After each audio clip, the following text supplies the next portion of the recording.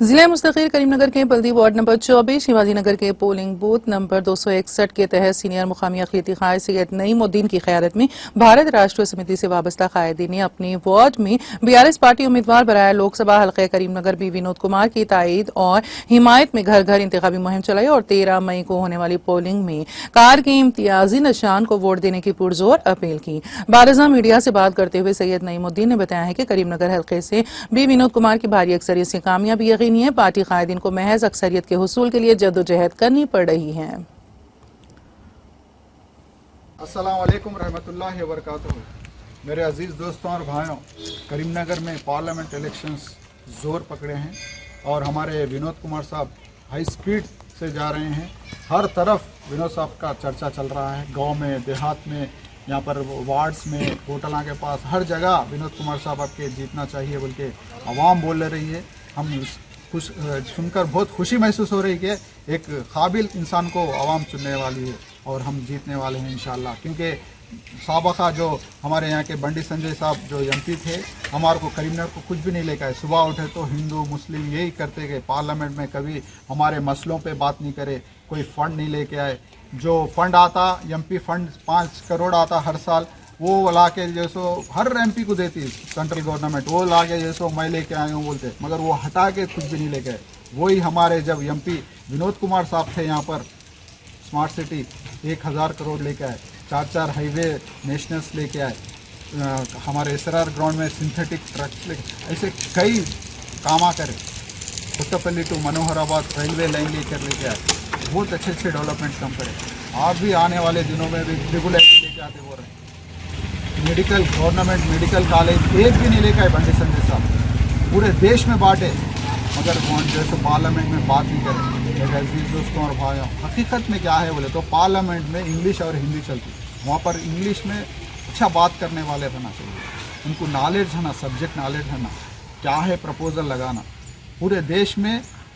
अब MP साहब क्या करते, क्या काम करते, वो हम समझना चाहिए। MP साहब का काम क्या है, जिम्मेदारी क्या है, वो समझे तो जैसे उस काबिल इंसान को हम चुनते। पार्लियामेंट में हमारे देश में 543 पार्लियामेंट सीट्स है, हमारे तेलंगाना में 17 है, करीमनगर जो है 2 है, एक SC रिजर्व है, एक दूसरा जनरल है। तो ये लोग जाके अपने जो कॉन्स्टिट्यूंसी है उसके लिए पार्लियामेंट में लड़ते, हमारे विनोद साहब लड़के लेके आए फंड्स, अब भी तैयार है लड़ने के लिए, फंड्स लेके आने के लिए। लिहाजा हम लोग जो है सोच समझ कर वोट डालना। अब किसी को बोले तो वो खाली डाल दे तो नहीं जमता। और सेकुलर, आज देश के हालात देख रहे हैं हम लोग, सेकुलर पार्टी जीतना। हमारे जो KCR साहब है सेकुलर है, अक़लियतियों के लिए कई रेजिडेंशियल स्कूल्स बनाए, रमज़ान को रमज़ान तोहफा दिए, इमाम मौज़न को सैलरीज दिए, ऐसे अच्छे काम करे। सोशल वेयर जो स्कीम्स है आज पूरे बंद हो चुके हैं कांग्रेस गवर्नमेंट में, क्योंकि कांग्रेस गवर्नमेंट में भी BJP वाले घुस गए।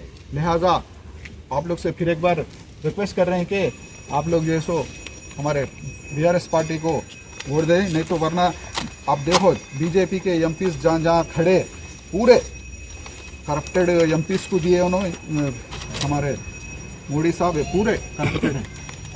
जैसा आप BJP में जा रहे हैं, वॉशिंग पाउडर निर्मा कैसा क्लीन चिट कैसा बाहर आ रहे हैं, अच्छे लीडरों को अंदर डाल दिए।